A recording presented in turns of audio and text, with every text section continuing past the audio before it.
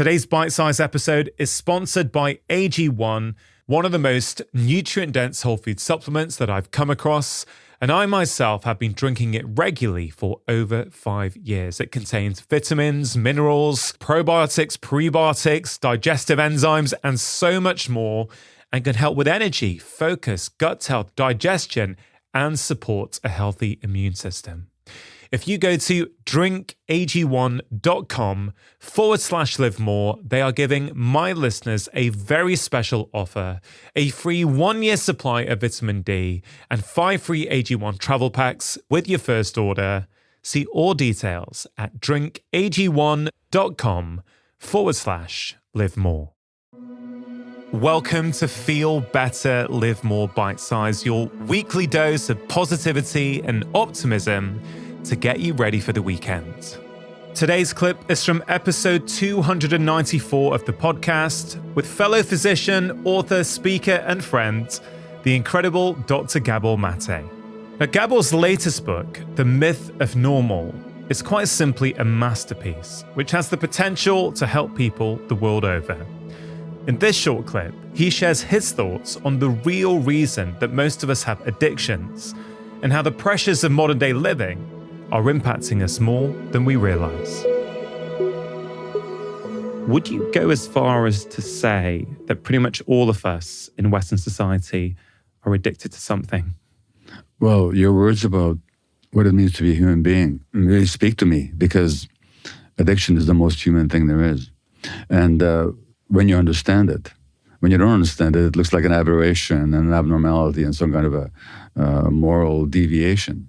But when you understand it, it's a very human thing. So let's just define addiction as manifested in any behavior that a person finds temporary pleasure or relief in and therefore craves and continues with it despite negative consequences. So the definition then involves pleasure, relief, craving in the short term, harm in the long term, inability to give it up despite the harm.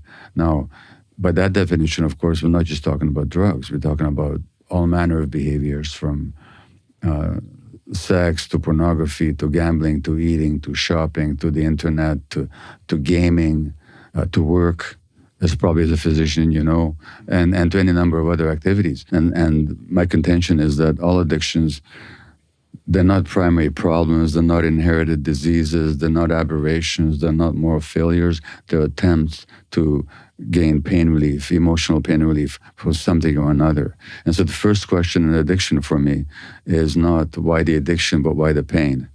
And so if we have to look at why the pain, we have to look at people's lives, their life experience, their traumas, their adversity, their suffering. And so that's why I say that. Now, when you talk to other people, what did you get from your addiction? They'll say peace of mind. They'll say connection with other people. They say sense of control. They say stress relief. They say sense of purpose.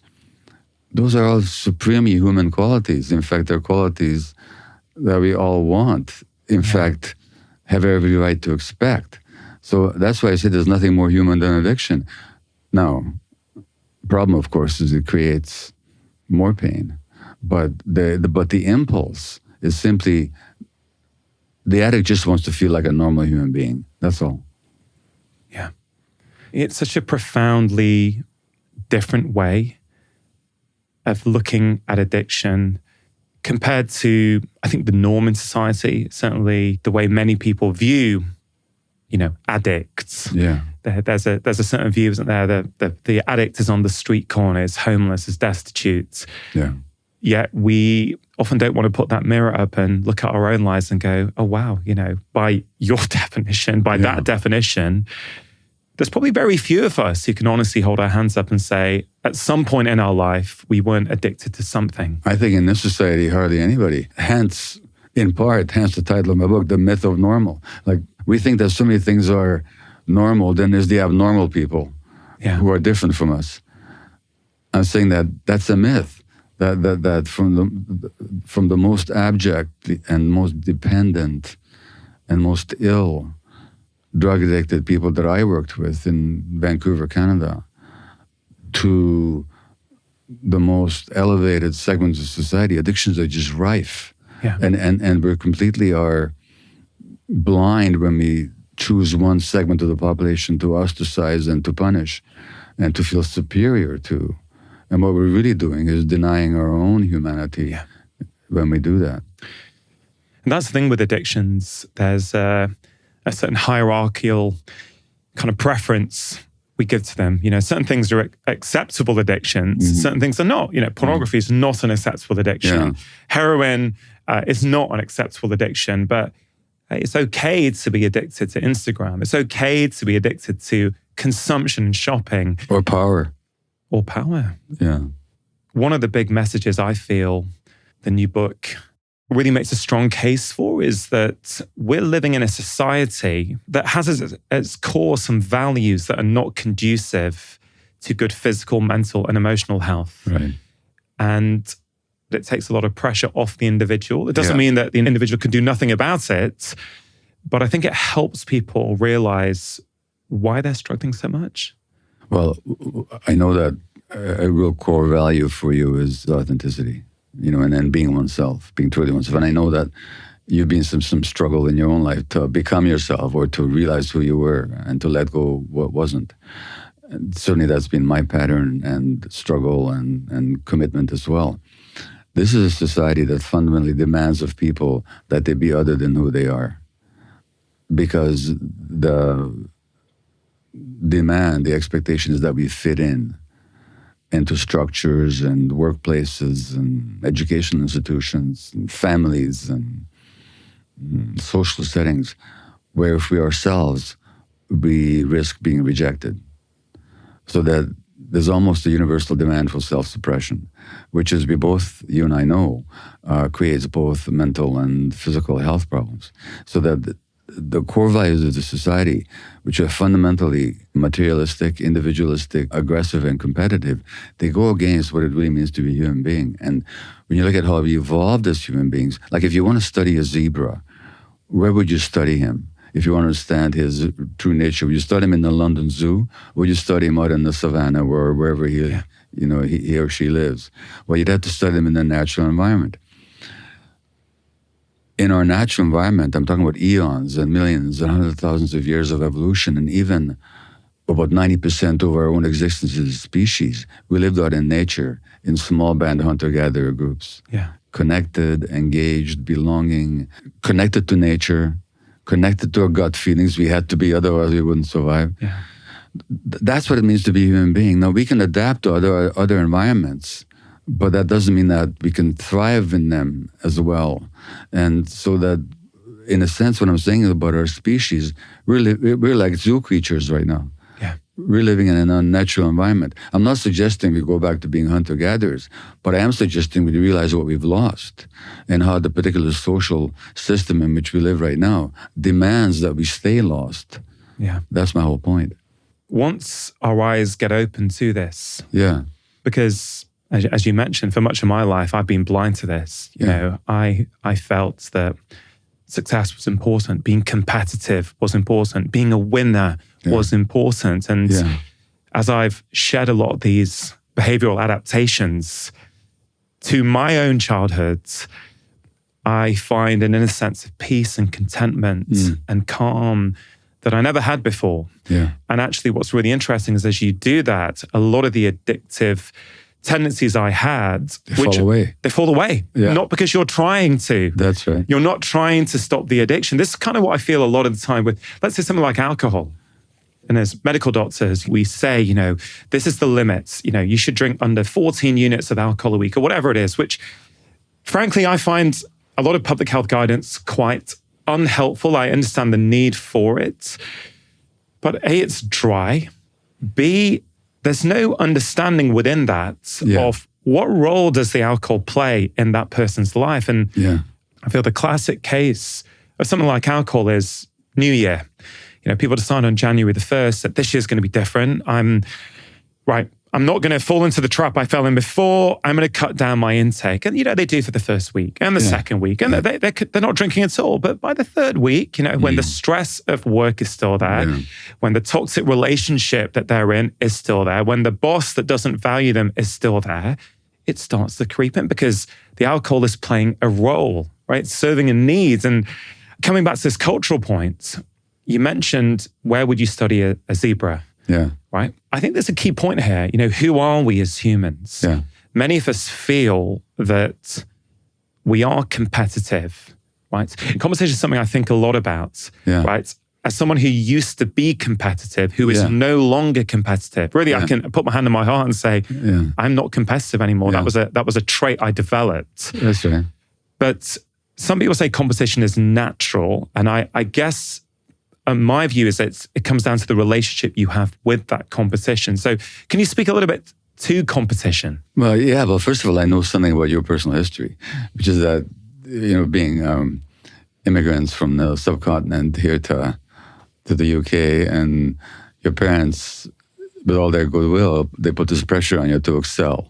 Yeah. That if you were, I think I heard you say once that if you only got 99% of the test, your mother would say, "What's wrong? How come you can get 100? You have to be the best." Had to be the best. Yeah. Now, they did that out of their anxiety that you just succeed in this world in which you came with some disadvantage, being immigrants and maybe people of color as well, you know. But as a result, you become competitive. That's not your nature. That's just your second nature. But even in the phrase second nature, there's an implication that there's a first nature. And the first nature is you just are a human being. You want to belong. Now, competition, it depends what the intention is. If it's a competition, in the sense that you want to manifest your best, and in a sense you're competing with yourself. Yeah. Not to be better than anybody else, not to beat or to dominate or to subjugate or exclude somebody else, but just because you just want to be your best. Well, that's great. The idea that we're individually competitive creatures really comes along with the rise of capitalism, which is a system based on competition where it is dog eat dog, and where the bigger fish do swallow the smaller ones. And as we can see this happening right now with the tremendous rise of inequality in the last decades, 8 people in the world now control as much wealth as the bottom 50% of humanity. Now, the interesting thing about human nature is that when people do something selfish or aggressive or competitive, what do we say? Well, that's just human nature. But when people do something selfless and generous and kind, nobody says, oh, that's just human nature. So there's an assumption in this culture. And what we do is we take the core values of a particular materialistic culture and we project them onto human beings as if that was our true nature. It isn't. And to the extent that we try to conform to it, we create suffering for ourselves and for others. Now, competition as between Liverpool and Manchester City, in this capitalist world, even that gets pretty vicious, not in the sense of the players being vicious, but in the sense of how can we get the best players in the world and who can pay the most money for the best striker, and where will Haaland go? Will he go to Manchester City or Arsenal? Even on that level, what is meant to be play, we talk about playing football, but it's no longer play. It becomes a business of dominating others. So, whereas it could be just play, and in play, there's no consequences to who wins and who doesn't. Yeah. It's just for the process. It's just for the enjoyment. It's just for the sheer pleasure of the activity. The human beings are meant to play. There's a circuit in our brain that's designated to play. Play is essential for human development, for human child development, for the brain development. But even the play, we've made into a competitive, cutthroat endeavor. Yeah. That's how far denatured we've become. I feel when I met you last time face to face, I feel I had multiple holes in my soul. And now, honestly, I sit here before you like a different person to when I first met you 3 or 4 years ago. We had a great conversation that people enjoyed for sure, but I feel I sit alongside you today, complete and whole. And I've never felt this deep sense of contentment and happiness. Well, I'm so happy for you. When you talk about holes, there's a teacher of mine that I quote often, A.H. Almas, and he says that we're born with these innate essential qualities. As the world doesn't recognize them or discourages them, we shut them off and we develop holes instead.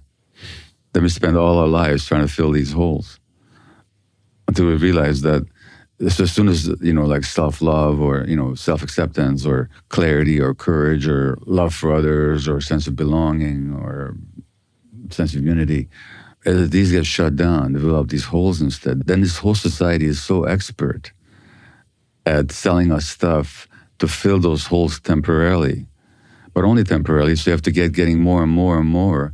And the whole society lives on trying to fill people's holes that can never be filled from the outside. This is the whole ethic of this culture.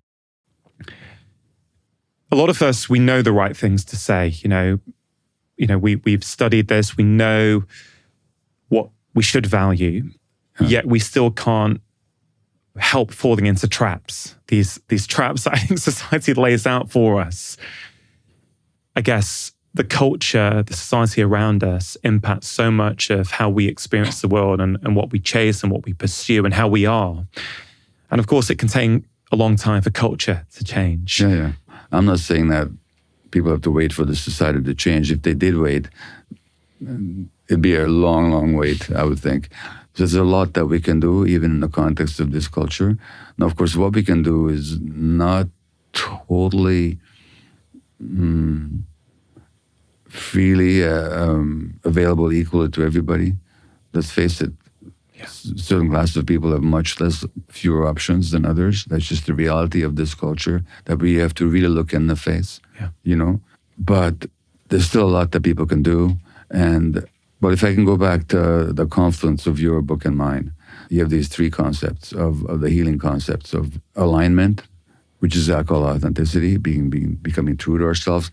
That's available to all of us. You talk about contentment, which I talk about in terms of acceptance, just actually recognizing how things are and being with them. Not necessarily that we don't want anything to be different, but that we don't stress ourselves about things. Thirdly, what you call control, which is what I call agency. Those are some core healing principles that, interestingly enough, both you and I, without any discussion or awareness of what each of us is writing, why did we come up with that? Because they're real. And we've seen them both in medical practice and the function of them. Now, I add anger, another A called anger, which is, I think is very important for people to be able to say no and we have a system in our brain for healthy aggression. Yeah.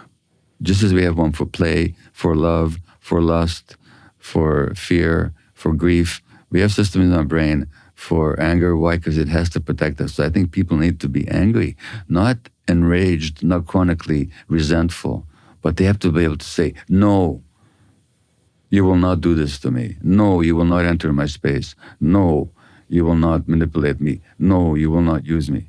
So that's a small microcosmic statement of my healing principles, but I certainly think that healing is possible. And let's face it, if you didn't think healing was possible, would you write your books? If all you wanted to do is tell people how terrible things are, you wouldn't write a book. No. We both write books because we actually believe in human beings, in the capacity of human beings for transformation, and that there's some guidance that can be provided to promote that transformation. That's why we write, and that's why I wrote this book. And so, yes, healing is possible, but we have to be aware. I think you said earlier, we have to wake up to what's going on. Yeah. Until then, we're just working in the dark. Hope you enjoyed that bite-sized clip. Do spread the love by sharing this episode with your friends and family. And if you want more, why not go back and listen to the original full conversation with my guest? If you enjoyed this episode, I think you will really enjoy my bite-sized Friday email. It's called the Friday 5, and each week I share things that I do not share on social media. It contains 5 short doses of positivity, articles or books that I'm reading, quotes that I'm thinking about, exciting research I've come across, and so much more. I really think you're going to love it. The goal is for it to be a small yet powerful dose of feel good to get you ready for the weekend. You can sign up for it free of charge at drchatterjee.com/Friday5. I hope you have a wonderful weekend. Make sure you have pressed subscribe, and I'll be back next week with my long-form conversation on Wednesday and the latest episode of Bite Size next Friday.